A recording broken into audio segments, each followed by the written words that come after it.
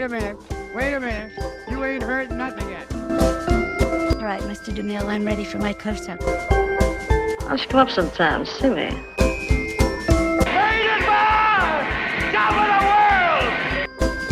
Fasten your seatbelts. It's going to be a bumpy night. The stuff that dreams are made of.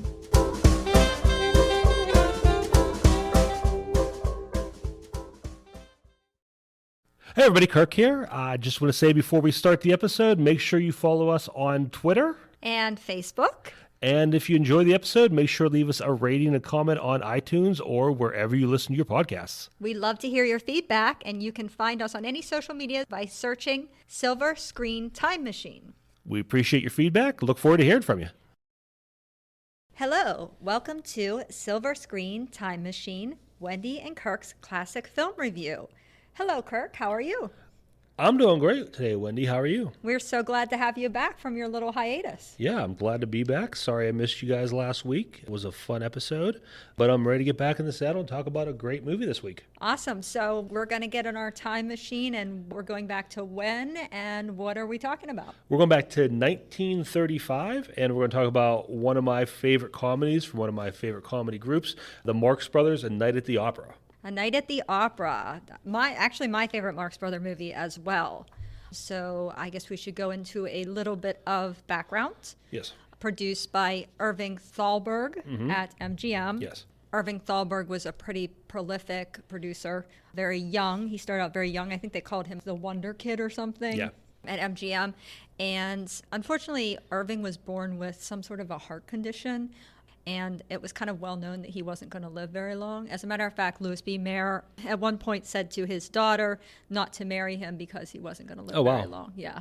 And he did die quite young. But in the meantime, when he was alive, he did quite a lot for MGM. He produced quite a lot of wonderful movies, including this movie. And he was very instrumental in taking the Marx Brothers from what they have been doing at Paramount to what they're doing at MGM. Can you talk a little bit about the difference between those two? Yeah, the Marx Brothers coming up, they kind of built a reputation as like that chaotic, just force of nature. You watch the earlier movie, especially the movie right before this, Duck Soup, you see that a lot of that energy. When Thalberg got a hold of it, he basically said, first of all, we need more story structure. He wanted to make the group more accessible. Yes. So he wanted a stronger, more stable story structure to the script, and also he wanted to make them more relatable. Like I said, if you watch those earlier movies, if you watch Duck Soup, especially Harpo in particular, but all three of them, they're agents of chaos. They're a tornado coming through, they're a hurricane, and they don't really consider who it is getting in their way. Rich, poor, whoever it is, everybody's a potential victim for their shenanigans. So Thalberg saw it and said, no, we're going to make you a little nicer, a little kinder, a little gentler, and we're going to put you in a situation where you are helping certain characters and you're only going to direct that energy towards the villains, towards the people we've established as the bad guys. And you definitely see that change in this movie. Like I said, especially with Harpo, because Harpo, to me, I've always enjoyed him as just that hurricane, that unpredictability you see. In Duck Soup, you have that great scene with the lemonade stand vendor. And the guy did nothing wrong, but they just abuse this guy. And it's hilarious, just taking his hat and not doing all this stuff. And you really don't see that. Harpo's super sympathetic in this movie. He starts out getting beaten and whipped by his boss. And so right away, you get a little more of a tender spot for him. And that continues all through their movies until you get to Love Happy, their last movie, where Harpo's essentially the protagonist of the entire movie. But that's kind of starts here. And Thalberg put in the romantic leads, who are kind of the more traditional male and female leads for a movie like this. And you see the Marx Brothers are assisting them in their pursuit of their relationship and their love for each other. So it was a big difference, and it's funny to me because I read this and I'm like, I just want to see funny Marx Brothers. But I sat down to rewatch this, and my wife was with me. And she is, I'll be kind, barely tolerating the Marx Brothers comedy. And then as soon as they start singing, her ears perk up. Yeah. And I'm just like, oh, just get to the next gag. But when the song was over, she turned to me and says, that was the best part of the movie. Yeah. So the Thalberg guy probably knew what he was doing. Yeah, well, he added a couple musical productions in this particular film. And I mean, we're not just talking about when Harpo plays his harp and Chico plays his piano, which is always a great part of the Marx Brothers movies anyway, which we'll talk about a little later. But he added 2 actual musical production numbers where people are dancing, where people are singing. They're big production numbers, and that was actually very popular in the 30s, so I think that was a good choice. Another thing I would say about Harpo is, and I think was one of the problematic things about the Marx Brothers in their earlier films, was the sort of sexual harassment of women. Yeah. It was really bad. Sure.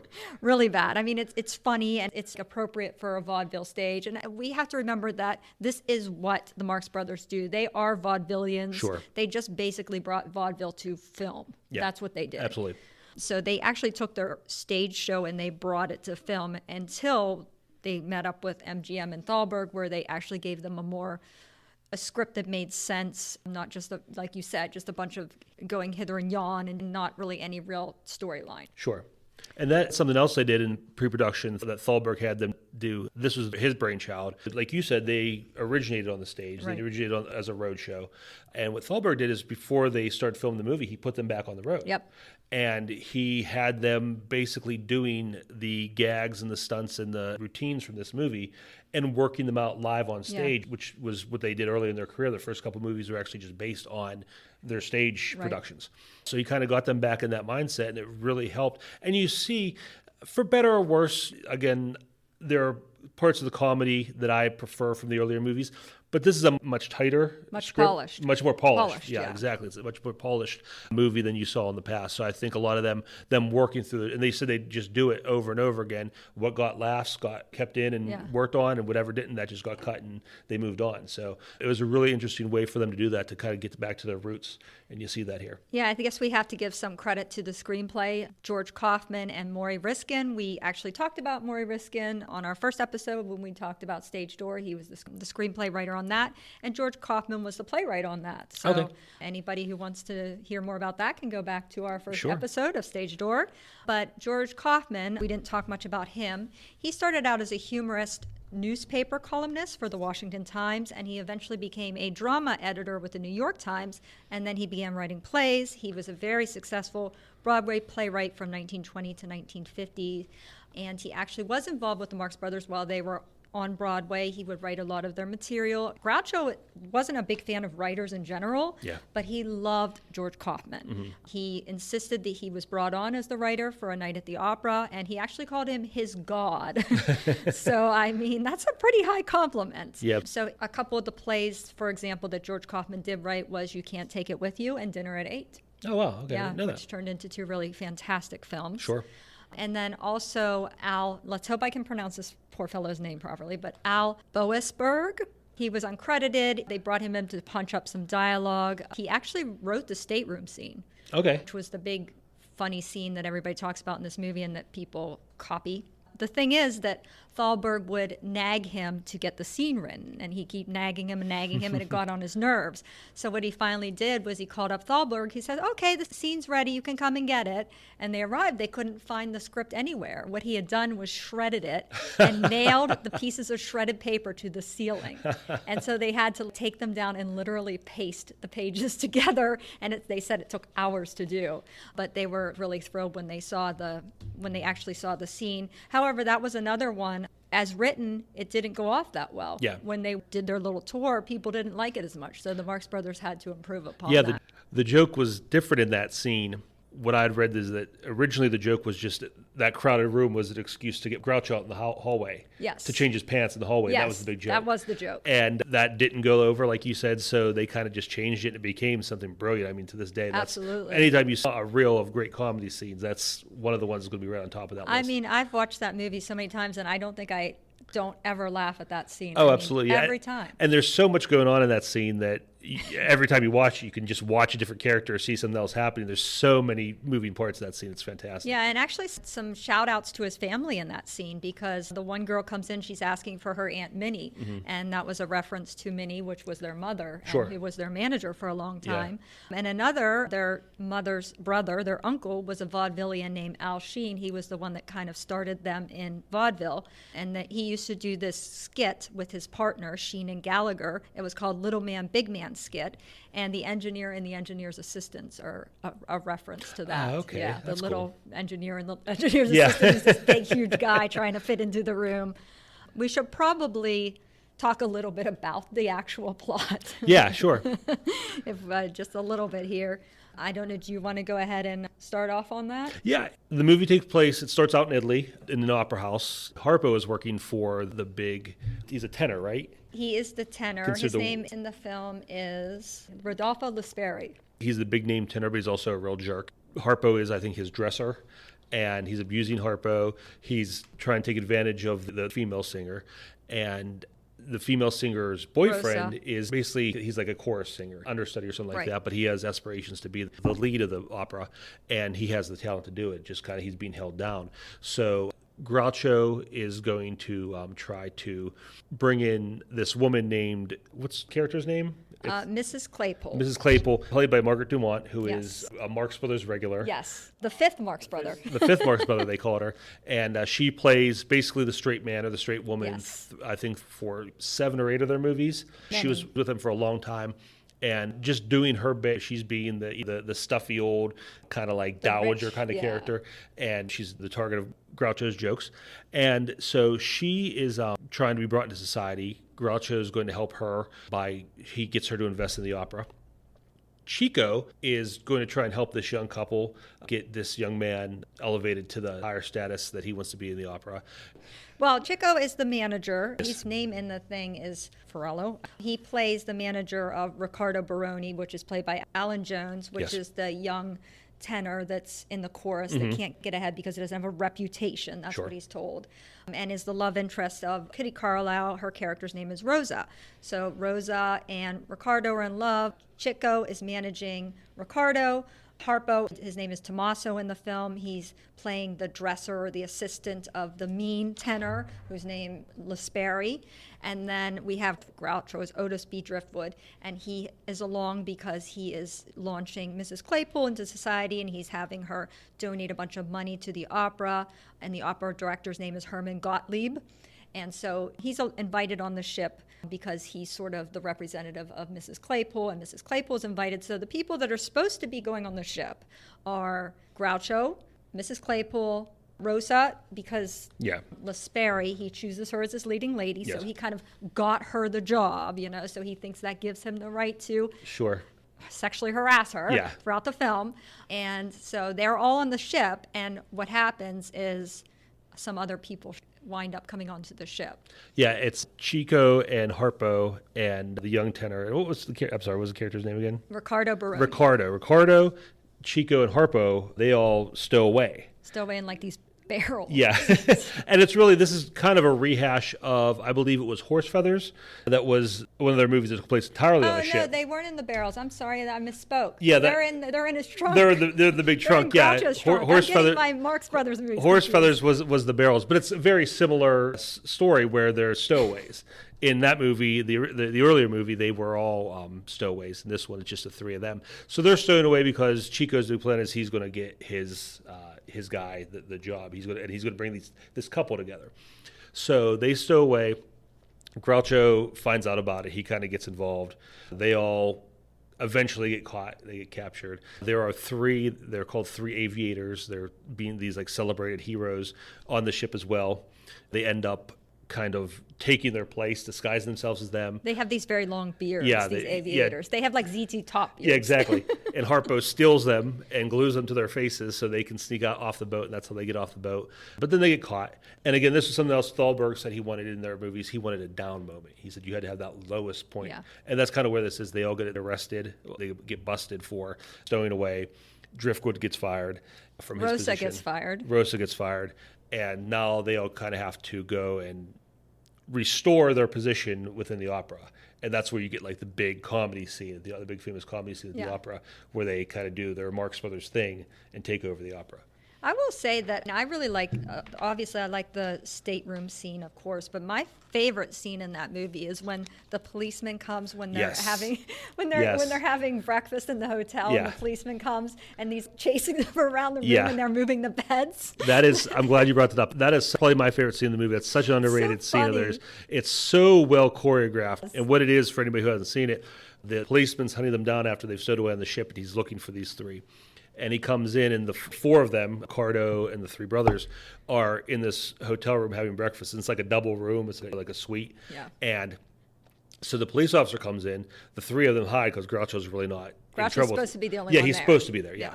So they run out the balcony and go to the other room. And the policeman comes in, and Groucho's like, well, I'm here all by myself. He's like, well, you got 3 beds, you got 3 other place settings. What's going on? Why is the table set for 4? He said, my alarm clock's set for 8, but that doesn't mean anything. Exactly, yeah. And so the police officer's like, what's going on here? So he goes out the balcony. When he goes out, Groucho takes one of the beds, takes the other room. So he keeps coming back and forth, and they're moving these beds around while the police officer in the room. So basically, they move everything out of that room without the cop seeing them. So he's like, thinks he's going crazy. And then finally, the final gag is it's Harpo and Groucho quickly disguise themselves as this old couple in rocking chairs.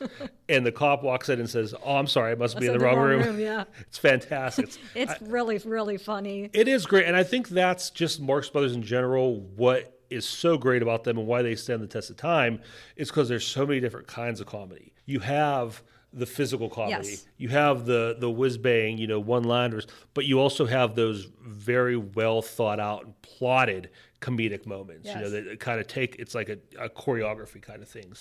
So many different ways that they would get you to laugh at these movies. And I would say that each of the brothers has their own, obviously they have their own comic persona, but I also think they all have their own kind of comedy. Obviously Groucho, a lot of times he plays this fortune hunter con man that's trying to prey on rich women. Margaret Dumont almost always. Yeah. She's pretty much always paired with him.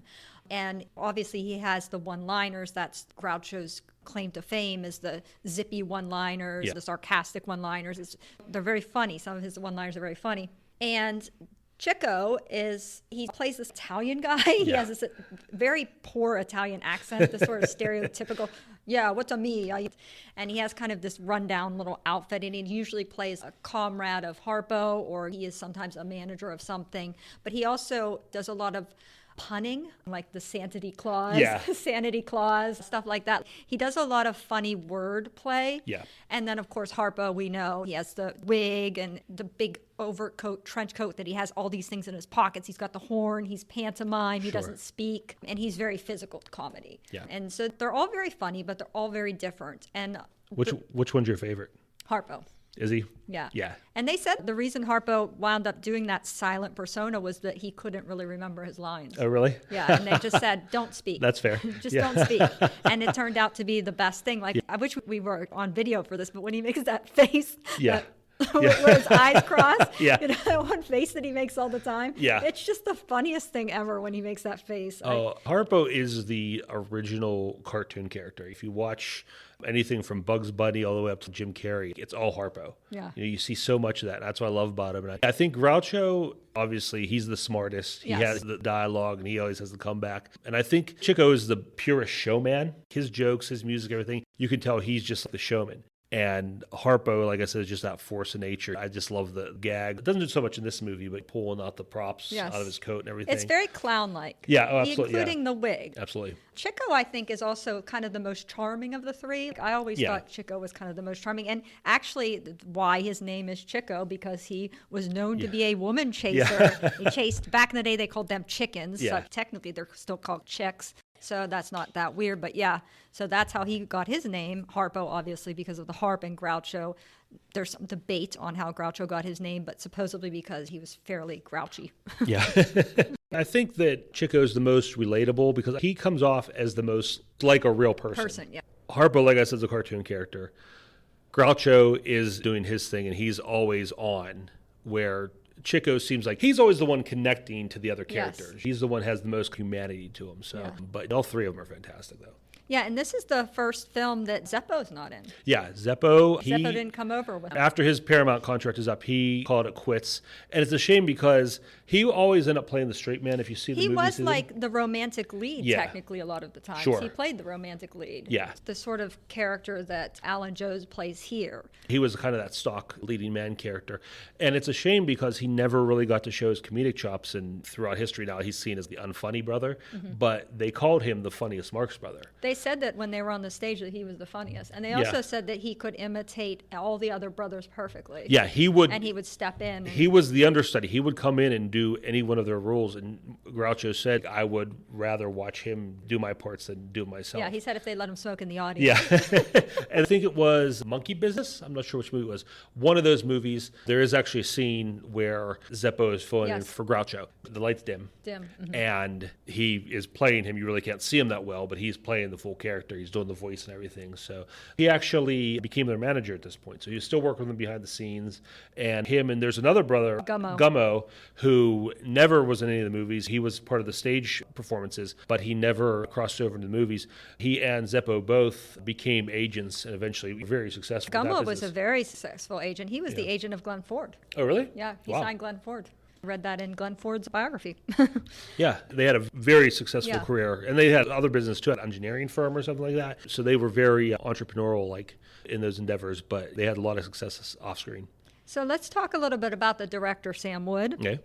Sam Wood, actually a very good director. He did some very famous films, and he was nominated for 3 Oscars, and he did win an Oscar. He won the Best Director Oscar for King's Row, which is an excellent film, actually. And I was very surprised to find out he was the director on Goodbye, Mr. Chips. Oh, really? Yes, and Wow. I would have never thought Marx Brothers. It's totally different. Sure. He started out as a real estate agent, very successful, but he did some movie production on the side, and then he wound up being the assistant director to Cecil B. DeMille. I mean, who better to learn from, right? Yeah, definitely. And he would just be a very dependable director. He would always come in within budget. He was very efficient, but he also liked to do a lot of takes, and he had a lot of trouble when he had to direct the Marx Brothers because he would do a lot of takes because he wanted to compare and see what would be the best take. He wanted to look at the rushes and decide then what Yeah. was the best take. So he'd take like 20 takes of each scene.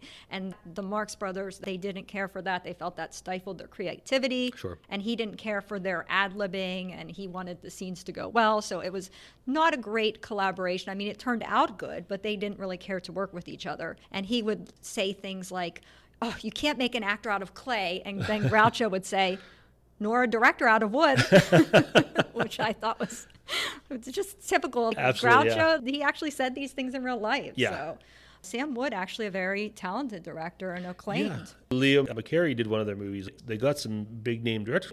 We look back at them now, and I talk to people about the Marx Brothers, and they almost looked like the Three Stooges. Yes. And not to downplay the Three Stooges or anything, but people don't realize how big they were at the Yeah, time. very popular. What a big draw they were. And obviously, with MGM signing them and bringing them on and giving them a big contract, they were very much in demand. Especially when they came to MGM. They had a lot of success in this particular film, A Night at the Opera. And the one nice thing I find, too, about this particular film is they actually let the singers sing. Yeah. They didn't dub them. And actually, there's 4 people in the cast that were all talented, trained operatic singers. Kitty Carlisle and Alan Jones, who did sing. They didn't want Kitty Carlisle to Yeah. sing. They told her no, and she said, well, I'm not going to play the role if you don't let me sing. So Sure. they said, okay, we'll let you sing. And I'm thinking, how good do you have to be? I mean, she's pretty good. And then actually Walter Wolf King, who played Les Sperry, was also a trained opera singer, but they did dub him because he was a baritone, and they needed a Okay. tenor in the film. And Margaret Dumont was a trained opera singer Yeah. as well. Yeah, so they had a lot of trained opera singers. And that was one other difference in this movie, too. Usually, there had been, the past Marx Brothers movies, most of them had a musical element to them. You know, there were songs. But most of them were sang by the Marx Brothers. Groucho did a lot of the singing. And they were just for the comedy. They were silly songs. Again, Duck Soup has 2 really great songs in it that Groucho performs. They're very funny. But in this one, it's played more for the musical talent alone. Like you said, they're very operatic and they played very straight. Yeah, and they have a hit song in this particular film, the song Alone, which they wanted to cut. Yeah. They wanted to cut the song. That, Wow. As a matter of fact, it was the only hit song from a Marx Brothers movie. Okay. So thank goodness they kept that in. While we're talking about the music, let's talk about Chico and Harpo. Yes. On the piano, on the harp. Chico on the piano is honestly one of my favorite things in these movies. Self-trained. Yeah. When I watch a Marx Brothers movie, if I told you there's a comedy I'm going to watch and about halfway through they're going to stop and one of the guys is going to come on and play the piano, you'd be like, oh my God, that sounds so dumb. But honestly, when I watch a Marx Brothers movie, I look forward to that. That's why I want to talk about this movie instead of Duck Soup. I think might be technically a funnier movie, might be a better movie, but that's one of the few where you don't get Chico on the piano. And I talked about him being a showman. Him playing a piano is just so much fun to watch. Yeah, the way he does with his the finger guns. Yeah. He's entertaining you with his hands while he's playing the piano. Yes. And just the energy he brings to it. He's enjoying himself. And he does that thing where he looks around. It's not like, hey, everybody, look how great I am. It's like, hey, is everybody having a good time? Yes. You guys all enjoy this? He's surrounded by kids in this. He's done that in other movies too, but he's always got a crowd around him. He's always kind of like playing off the crowd. It's so much fun to watch. Harpo's really good too on the harp. That's played a little more straight. He's not as much in character when he's playing the harp. But yeah, I love Chico on the piano. It's so much fun to watch. And they're both extremely talented musicians and both self-taught. They taught themselves their instruments. Eventually they did have some teachers here and there, but they pretty much learned their instruments all on their own. They're just very musically talented. Groucho himself too, he plays the guitar and he actually does sing. He can sing. I know he sings kind of silly in a lot of songs, but he is a trained singer as well. Well, they come from, and we talked a little bit about their mom. We can talk about their background now. They come from a family of performers, vaudevillians. They had I don't remember if it was an aunt or an uncle or somebody who was a yodeling harpist. So just a little bit of everything, and they learned all that. And their mother, she was kind of a stage mom. She kind of like pushed them into it. Was a stage mom. But she got them pursue the comedy. She did act, as you mentioned, as their manager early in their career. They said she really drove a hard bargain. She really pushed the theaters to get them good deals, and she took good care of them.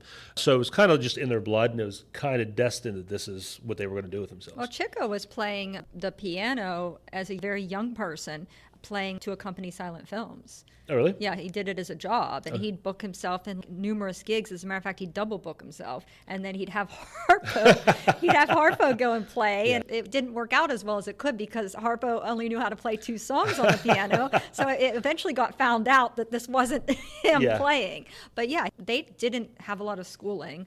They were pulled out of school fairly early, and they would go and have jobs, and that was one of the things that they did. Yeah, that was common back then. Oh, we should mention that Harpo does play the piano in this one as well. Usually he doesn't, but this one he does get a little piano in, and it's very, very poor. very poorly. Yeah, he just thundering over the keys, and he does it more like clowning, like he's doing gags with his hands and shutting his hands in the piano and things like that. So they were both incredibly talented when it comes to music. And you could tell those guys that could do anything. You see those performers who, whatever needs done, they can do. That's who they were. Night at the Opera, really great film. Again, my favorite Marx Brothers film. Is this your favorite? Or? It would be this or Duck Soup between the two of them, yeah. I don't know if there's anything else you want to talk about as far as this film? I think we covered everything. Just a couple of the other routines. We talked about the stateroom routine, the hotel. I think the contract scene, you mentioned the sanity clause. Yes. That's another great one. And what's great about it is the dialogue is fantastic. It reminds me of the Who's On First. Yeah, it is very much like, just Abbott and Costello. Yeah, that's what I love about Chico and Groucho. In these movies, it seems like Chico always plays like a simple guy. Yes, he does. But he's always the only one who has a comeback for Groucho. Yeah. You ever notice that? Harpo doesn't talk, so he's not in that conversation. But all the other characters, Groucho is running circles around them.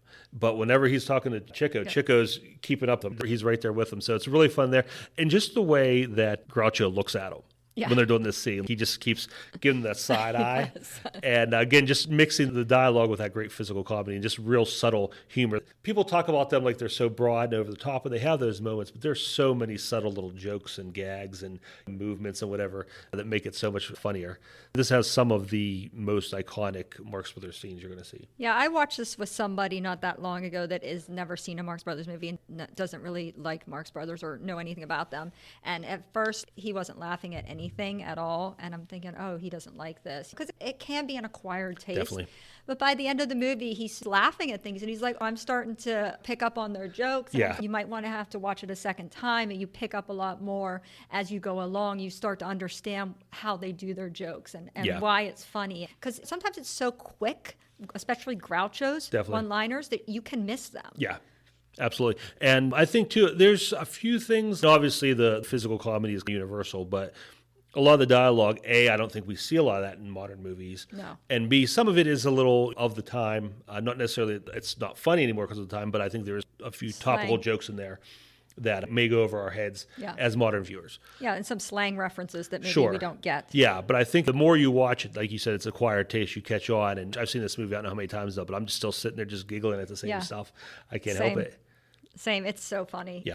So I highly recommend this movie, but we have to give it a star rating. Okay. I'm going to give it 3 stars just right. because there's parts of the production that I have a little bit more higher quality that I prefer in production. Sure. Okay. Like cinematography, etc. But please don't take that as a bad rating because I'm very on the conservative side of my ratings anyway. This is a great film, but it's not my upper echelon style of film. I understand that. And I recommend this very highly as well. And I would say just in general, if you're somebody who hasn't watched the Marx Brothers, go check it out. Start with this one, start with Duck Soup, start anywhere. I think the last couple movies drop in quality a little bit, but here in their prime, there's a lot of really great stuff. So check out the Marx Brothers in general. Watch Night at the Opera. I'm going to give it 4.5. Oh, I'm going to keep my 5 in the back pocket, Yeah. but I really, really get a lot of enjoyment out of this movie. oh, that's great. Yeah. Yeah, wonderful. See, that's why we do the show together. Absolutely. And like I said, don't listen to me because I'm very conservative with my estimates. I usually am too, but like I said, I really love this one. Yeah, understandable. So I think that we're going to wrap up for today. Okay. And thanks again, Kirk. And Thank we'll you. catch you next time for another Back in History Time Machine at Silver Screen Time Machine, Wendy and Kirk's classic film review. See you then. Goodbye. Thank you for listening to Silver Screen Time Machine. Be sure to follow us on Facebook and Twitter. If you enjoyed this episode, please consider leaving a comment and review on iTunes or wherever you listen to your podcasts. Intro music composed by Heidi Engel. Outro music composed by Maximus Monk. Artwork by Tyler Birch. Produced and edited by Wendy Whittick and Kirk Kolkowski. Recorded at PCTV Studios in Pittsburgh, Pennsylvania. Thanks for listening. We'll see you next time. We'll see you next time.